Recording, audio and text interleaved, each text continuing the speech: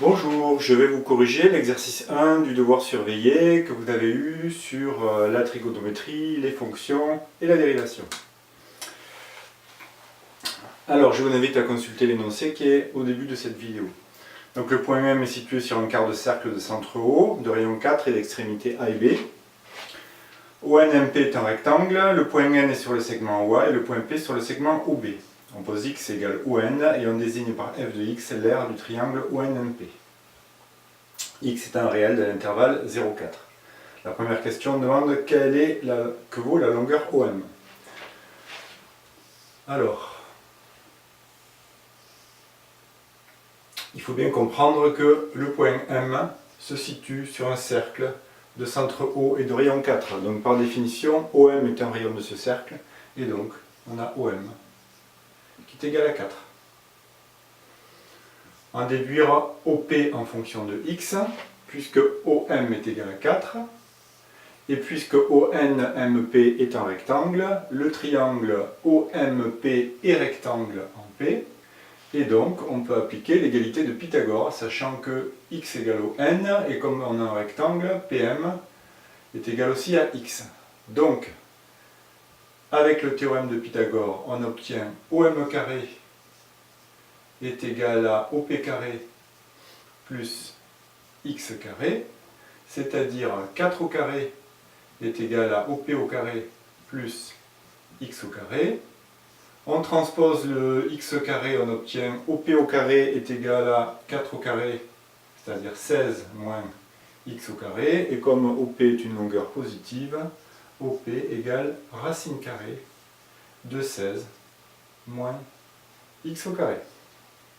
Dans une deuxième question, on demande de montrer que f de x est égal à x que multiplie 16 moins x au carré. Alors par définition, f de x est l'aire de notre rectangle, et donc f de x est égal à ON que multiplie OP. ON, on a posé égal à x, et OP, on vient de le calculer, c'est racine carrée de 16 moins x au carré. Et donc on obtient bien f de x comme l'expression demandée. Dans une troisième question, on demande de trouver une autre expression de f de x. Okay, f de x égale racine carrée de 64 moins x carré moins 8 au carré. Alors, on peut regarder cette expression là, racine carrée de 64 moins x carré moins 8 au carré. On va simplifier ce qui est sous la racine carrée. Donc f de x égale racine carrée de 64 moins, je développe mon identité remarquable, x carré moins 8 au carré. Donc le premier terme, x au carré, c'est x puissance 4. Le deuxième terme, c'est moins 2x au carré fois 8, c'est-à-dire moins 16x au carré. Le troisième terme, c'est plus 8 au carré, c'est-à-dire plus 64. Je vois que j'ai 64 moins 64, les deux termes se simplifient, et donc il va me rester racine carrée de moins x4 plus 16x au carré.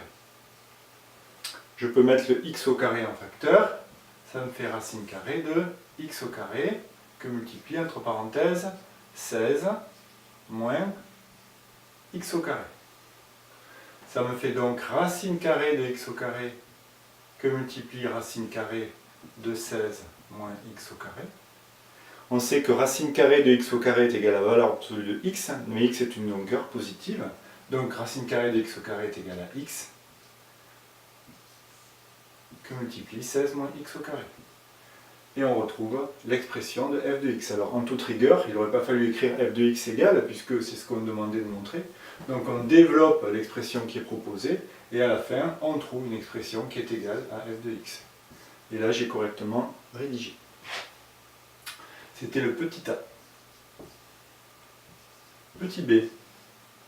On demande de montrer que 64 moins x carré moins 8 au carré est supérieur ou égal à 64. Alors évidemment, x carré moins 8 au carré, c'est un carré, donc c'est positif ou nul pour tout x. Donc, moins x carré moins 8 au carré est inférieur ou égal à 0 pour tout x. Et si j'ajoute 64 aux deux membres d'une égalité, j'ai bien 64 moins x carré moins 8 au carré, qui est inférieur ou égal à 64. On va bien déduire que le maximum de f est égal à 8. Donc je vais déjà regarder quel est le maximum de cette expression. 64 moins x carré moins 8 au carré. Alors, je vois que cette expression en fonction de x est toujours inférieure ou égale à 64. De plus, si je fais x égale racine de 8, cette expression, 64 moins x carré moins 8 au carré, pour x égale racine de 8, x carré égale 8, 8 moins 8 est égal à 0, 8 moins 8 au carré est égal à 0, et donc cette expression, pour x égale à racine de 8, elle est égale à 64. Donc, j'ai une expression en fonction de x qui est toujours plus petite que 64, et pour x égale racine de 8, elle est égale à 64. Je peux donc dire que le maximum de cette expression, 64 moins x carré moins 8 au carré, c'est 64. C'est la définition du maximum. On en déduit que le maximum de l'expression 64 moins x carré moins 8 au carré, c'est 64. Maintenant, quel rapport avec f de x? F de x, justement, est égal à la racine carrée de cette expression. Les maximums d'une fonction et de sa racine carrée donc, sont atteints pour le même x. Donc j'en déduis que le maximum de f de x est racine carrée de 64, puisque f de x est racine carrée de l'expression que je viens d'étudier, c'est-à-dire 8, et il est toujours atteint pour x égale racine de 8.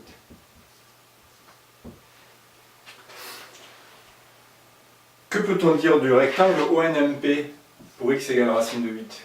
Pour x égale racine de 8, je rappelle que x c'est la longueur ON, on a OP, pour x égale racine de 8, x carré est égal à 8, 16 moins 8 ça fait 8, et donc OP c'est racine de 8. Et donc j'ai un rectangle avec la largeur qui est égale à la hauteur, et donc ce rectangle est un carré. ONMP est un carré.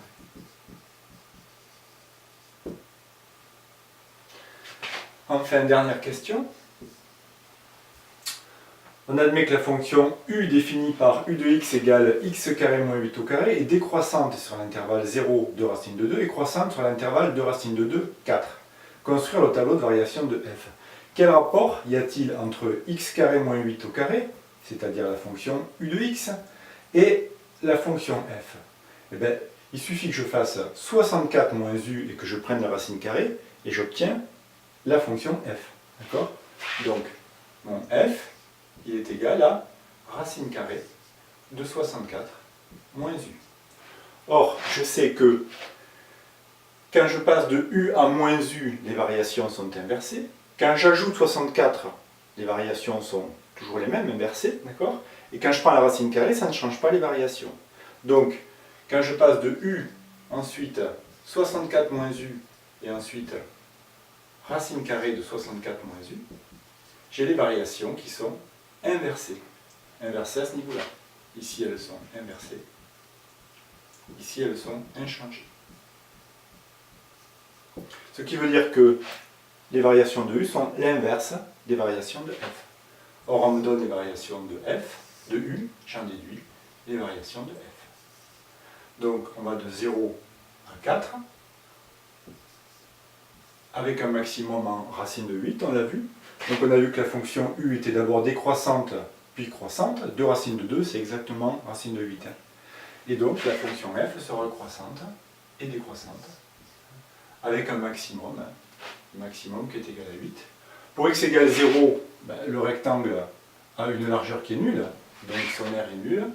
Pour x égale 4, le rectangle, cette fois-ci, a une hauteur qui est nulle.